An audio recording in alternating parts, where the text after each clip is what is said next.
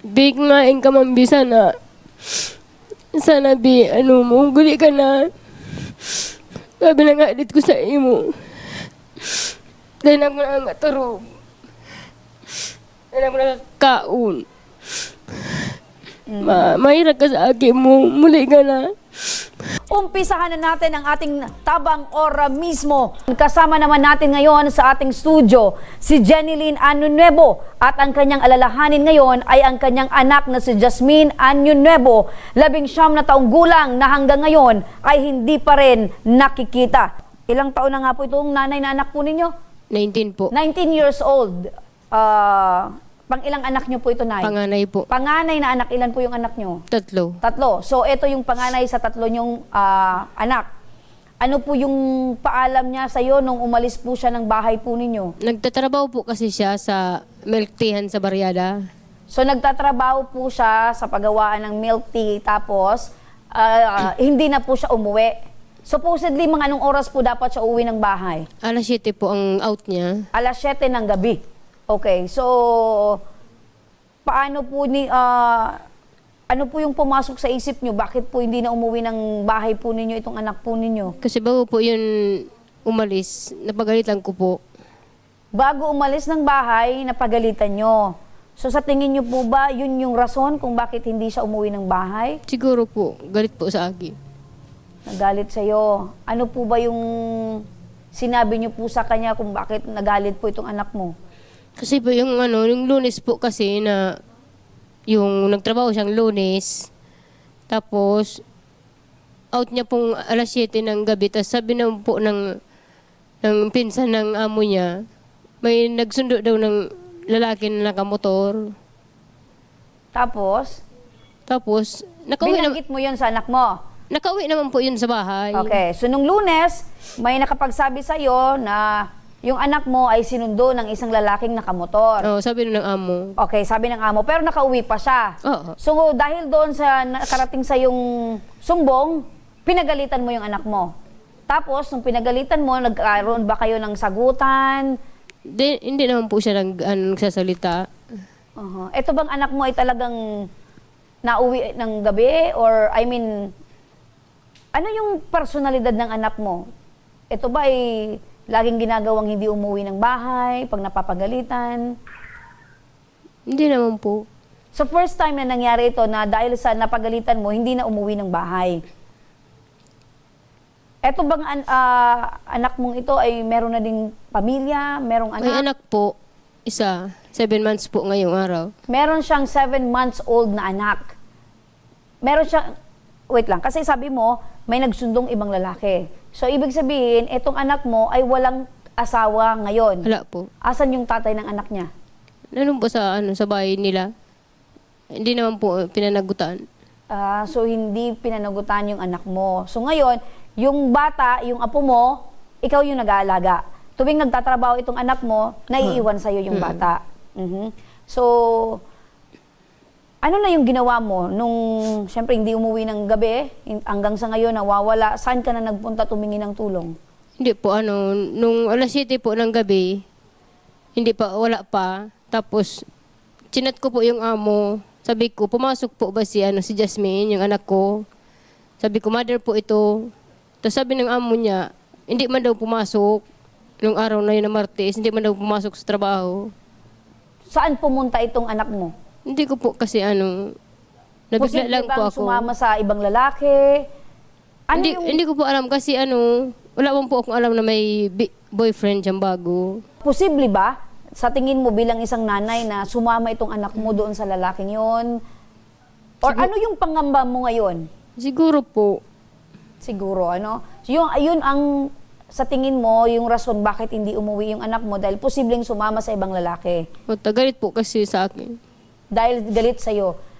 Pero dahil sa galit na simple lang na pinagalitan, magagawa ba ng anak mo na iwan yung anak niya? Na wala man lang pasabi sa'yo? Na po kasi ang niya, yung isip niya, naturete. Natuturete. So galing mismo sa'yo, bakit nagger ka bang nanay? Palagi mo ba siyang pinapagalitan? Oo, minsan po. Kasi sinasabihan ko kasi na wag na muna mag-boyfriend dahil nga sa nangyari sa kanya.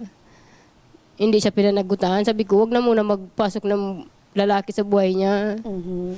So parang yung paalala lang, yung binitiwan mo sinabihan or ko lang. sinabi mo sa kanya para maayos naman yung buhay niya. Kaya lang, sa kabila ng mga sinabi mong ganon, ikinagalit niya, ikinasakit ng loob niya, kaya yun ay, sa tingin mo, yun yung naging rason bakit siya ay Siguro. umalis.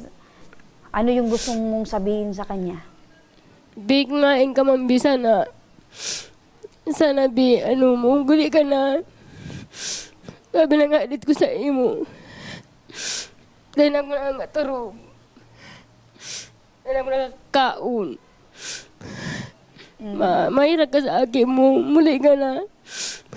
Meron bang dalang cellphone itong anak mo? Meron po. So Tinawagan ko po yung number niyang dalawa. Yung tinawagan ko yung globe niya. Hindi man po talaga sinasagot. Parang Tapos, nagri-ring. oo, nagre-ring lang. Tapos yung TNT, yung tinawagan ko rin. May sumagot naman siya, lalaki, English speaking po. English speaking na lalaki. Opo. Number niya ba talaga yon? Hindi ko po nga alam Oh, English speaking. Posible bang foreigner yung kasama ng anak Hindi ko mo? nga alam. Oo. Pero kung nakikinig ka ngayon, Jasmine, maawa ka naman sa nanay mo. At syempre, yung anak mo na 7-month-old na iniwan mo lang basta-basta, So, hindi magandang ugali ng isang nanay na basta na lang iwan yung anak mo na walang pasabi man lang sa magulang. At eto yung nanay mo, Jasmine, nananawagan at nagmamakaawa sa'yo na umuwi ka na dahil sabi ni nanay mo, hindi na siya makakain, problemado, namumroblema ka din ba sa pag-aalaga ng apo mo? Kasi mahirap lang po kasi kami.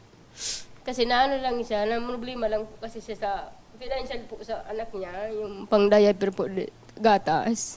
Oo, Kasi hindi man po nagsusuporta yung asawa, so paano, yung ama. umaasa lang itong si Jasmine sa Sa- sweldo niya? Hindi po, kasi nag-umpisa pa lang po ng Lunes. Kami lang po talaga ang So first day of work niya pa lang nung Lunes. Oo po. Tapos, hindi na nasundan ng pagpasok ng trabaho, lumayas na. Ano ba naman yan? So, paano yan? Yung pangangailangan ng apo po ninyo? Kami naman po ang Kayong mag-asawa. Ano yung sabi ng mister mo? galit na galit daw. Galit nga. Kasi, hindi niya iniisip yung anak niya. Oo, kahit sino naman magagalit. Pero, eto bang nangyari, na-report niyo din sa barangay ninyo? Yun na po. Or sa pulis? Hindi pa po sa polis. Okay. Kasi hindi pa po ako makaalis sa bahay. Kasi nga, dalawa pong anak ang binabantayan ko. Yung bunso ko po, 4 years old. So, eto na sa kabilang linya ng telepono, si Kapitan Dindo Nunez ng Barangay Bagong Abre, Legazpi City. Magandang hapon po, Kapitan. Kap, ano po yung isinasagawang aksyon po ng inyong barangay patungkol po dito sa problema pong ito ni nanay? Kanina, pag after lunch, nagpunta ko doon sa bahay nila. Nga po? Ngayon, pagpunta ko doon sa bahay nila, umuwi na yung anak niya. Umuwi na doon sa bahay nila. Sabi daw, nagsama daw sila yung boyfriend niya. Ayun.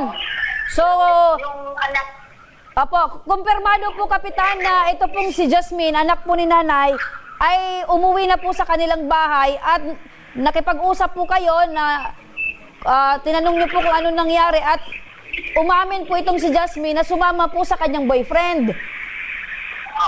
kasi na yung anak, hindi na lumabas doon sa kwarto. Yung kausap ko yung tatay. Sabi ng tatay, umuwi na ngayon lang. May parang nauna lang siya. Yung pagpunta ko doon, sabi ng tatay, saan gagaling? Tinanong daw yung anak. Opo. Kasi sumama daw siya doon sa boyfriend niya. Ayun, nanay, Sabi ng tatay, kitang-kita yung anak mo, nay, na umuwi na sa inyong bahay. Ayan, nay. Opo. oo. So, Kapitan, Yan, tinanong mo yung anak, ang tatay, na bakit yung boyfriend mo hindi sumama. opo, so yun, Ngayon, hindi naman iyak ng iyak, kasi hindi na nakakapagsalita. Ngayon, sabi ng tatay, sige, tawagan mo yung boyfriend mo at saka yung nanay. Okay? Puntayin daw dito sa bahay. Kaya, yun lang ang sinabi kang tatay na tawagan daw yung nanay nila at saka yung boyfriend. Pag-uusap-usap daw. Opo. Kap, bilib po ako sa inyo, Kap, ano, dahil eto pong inilapit po sa ating problema ay kayo po katuwang po sa pagbibigay ng solusyon dahil at pagbibigay po sa amin ng impormasyon na ito po palang anak ni nanay ay umuwi na po sa kanilang bahay. Maraming salamat po, Kapitan. Ano po? Ayan po. Apo. Kap, sa pagkakalam po nyo, yung boyfriend po ba nitong anak nitong si nanay ay minor de edad din? Nasa 19 na daw siya. Okay. Sabi ng tatay. Okay, so maraming salamat po, Kap, dahil si nanay ay uuwi po na makikita niya na ang kanyang anak po. Maraming salamat po, Kapitan. Nay, napakinggan niyo po. Maganda yung balita po na ipinaabot sa atin ni Kapitan. Dahil pag uwi niyo po, ay makakasama niyo na po, madadatnan niyo po yung anak po niyo sa bahay po ninyo. Ano po yung sasabihin niyo, Nay, pag nakita niyo po yung anak ninyo? Papagalitan niyo po ba? Hindi na po.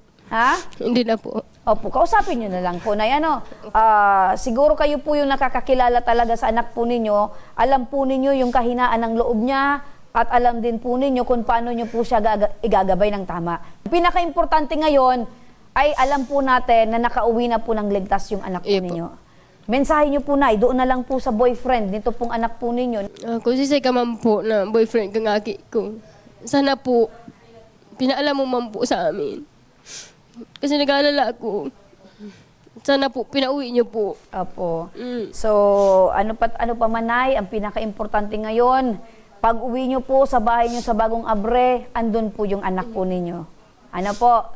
Ano yung pakiramdam nyo ngayon, Nay, na nung narinig nyo po si Kapitan, na naandun na po sa bahay nyo yung anak mo? Okay na po, pakiramdam ko, masaya na po. Ayun, wag po kayong mag-alala, Nanay. Ano, sasamahan po namin kayo hanggang kayo po ay makauwi para naman ay hindi na po kayo mahirapan pa sa pagbiyahe po papunta sa bahay po ninyo. At relax na po kayo, Nay. Magandang balita po yung ipinabot sa atin ng Kapitan. Iya po. Salamat po.